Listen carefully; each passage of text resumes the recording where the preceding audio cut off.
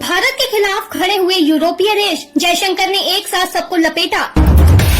भारत को घेरने वालों की डूबी लंका, एक सुर में बोले 27 देश भारत पर प्रतिबंध लगाओ। दोस्तों, आप सब जानते होंगे कि भारत ने जब से रूस से तेल लेना शुरू किया है, तभी से सभी पश्चिमी देश भारत पर सैंक्शन लगाने की बात कर रहे हैं। इन सब देशों को डर है कि कहीं यूक्रेन के विरोध में भारत रूस को फायदा न पहुंचा रहा हो। ऐसे में अब इन सभी यूरोपीय देशों ने मिलकर एक बार फिर से भारत को घेर लिया है। यूरोप के करीब 27 देश अब भारत पर सिर्फ इसलिए दबाव बना रहे हैं कि वह रूस से तेल खरीदना बंद कर दे।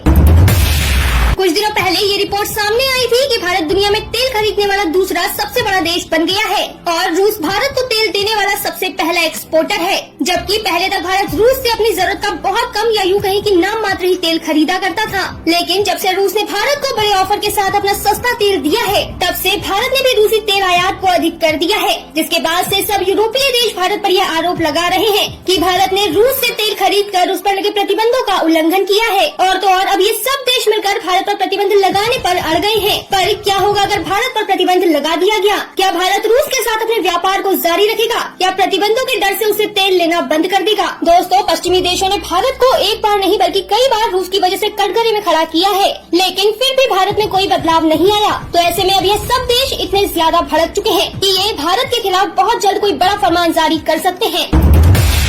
प्रतिबंधों के बाद भारत का होगा नॉर्थ कोरिया जैसा हाल। दुनिया में बुरी तरह पिट सकती है भारतीय अर्थव्यवस्था। भारत की ताकत के उड़ेंगे दुनिया में चिथड़े। अब रूस से दोस्ती या दुश्मनी पर अटका भारत का भविष्य। तार तार होंगे भारत के अंतर्राष्ट्रीय संबंध। G20 पर भी भारत को मिल सकती है बड़ी शिकस्त। कैसे बनाएंगे मोदी और जयशंकर नई कूटनीति? क्या पश्चिमी देशों को लग सकता है बड़ा झटका? दोस्तों, हाल ही में विदेश मंत्री एस जयशंकर बेल्जियम में एक ट्रेड टेक्नोलॉजी की बैठक के लिए पहुंचे थे, जहां उन्हें प्रेस कॉन्फ्रेंस में भी शामिल होना था। यहां पर जयशंकर के साथ यूरोपीय यूनियन के सर्वोच्च प्रतिनिधि जोसेफ बोरेल को भी मौजूद होना था, लेकिन वो किसी वजह से नहीं पहुंच पाए। पर यहां कुछ पत्रकारों ने रूस से तेल के व्यापार पर भारत को घेरने की कोशिश की। दरअसल कुछ समय पहले ही बोरेल ने अपने एक इंटरव्यू में ये कहा था कि जो भारतीय रिफाइनरीज रूस से आने वाले कच्चे तेल को प्रोसेस करके यूरोप में बेच रही हैं, उन पर सख्त कार्यवाही करने की जरूरत है, क्योंकि कहीं न कहीं इससे रूस को फायदा हो रहा है और उस पर लगाए गए प्रतिबंध बेकार साबित हो रहे हैं। बोरेल के इसी सवाल पर कुछ पत्रकारों ने हाल ही में जयशंकर से जवाब मांगा, जिस पर खुद वहाँ मौजूद यूरोप के लोग भी शर्म से पानी पानी हो गए। जयशंकर ने कहा कि हम कुछ भी नियमों के विरोध में जाकर नहीं कर रहे और न ही हमारे रूस से तेल खरीदने का उसे कोई फायदा हो रहा है। उन्होंने कहा कि इससे किसी भी प्रतिबंध का उल्लंघन भी नहीं हो रहा। जयशंकर ने बोरेल सहित पूरे यूरोप को चुप कराते हुए उन्हें उन्हीं के नियमों में घसीट दिया। जयशंकर ने EU काउंसिल के नियम 833/214 का हवाला देते हुए ये कहा कि नियमों में बिल्कुल स्पष्ट है कि रूस से आने वाला कच्चा तेल अगर किसी तीसरे देश में प्रोसेस से गुजरता है तो फिर उसे रूसी तेल नहीं समझा जाएगा। जी हाँ दोस्तों, यूरोपीय देश खुद यह मानते हैं कि अगर रूस का तेल कोई और देश लेकर उसे रिफाइनरी करके यूरोप में देता है तो इसे रूस का तेल नहीं कहा जाएगा। लेकिन उसके बावजूद भी ये इस बात पर बेवजह भारत को घसीट रहे हैं। लेकिन भारत ने वो सारे नियम रट लिए हैं जो कि भविष्य में हमारे काम आने वाले हैं। यही वजह है कि जयशंकर ने बिना देर किए प्रेस कॉन्फ्रेंस के दौरान उन्हें जवाब देकर उनके मुंह में ताला लगा दिया। पर यहाँ पर हम आपको वो जलन या नुकसान के बारे में बता देते हैं जिसकी वजह से आज यूरोपीय देश भारत से महंगा तेल खरीदने को मजबूर हैं। यह बात तो आप सब जानते हैं कि पश्चिमी देशों ने रूस पर प्रतिबंध लगाए हैं, लेकिन लगातार बढ़ते दबाव के बाद रूस ने खुद इन देशों में अपना तेल बेचना बंद कर दिया था। ऐसे में इन देशों को तेल की भारी किल्लत से जूझना पड़ा। वहीं जब भारत ने लगातार रूस से भर भर के तेल खरीदा और तो और बहुत कम दाम में खरीद कर उसे डीजल, पेट्रोल आदि में रिफाइन करके इसका एक्सपोर्ट ज्यादा कीमत पर यूरोप में किया, जिससे उसे काफी फायदा हुआ। पर पूरे यूरोप की जेब इसका भुगतान करते करते खाली हो गई। तो ऐसे में अब ये देश भारत के मुनाफे और कमाई से जल रहे हैं और किसी भी तरीके से बस भारत को रूस से व्यापार करने से रोकना चाहते हैं, क्योंकि इन्हें पता है कि जब तक भारत रूस से तेल खरीदना बंद नहीं करेगा तब तक उस पर लगे प्रतिबंधों का उस पर कोई भी असर नहीं होगा। तो ऐसे में इन देशों ने भारत के खिलाफ आवाज तेज करके जंग छेड़ दी है।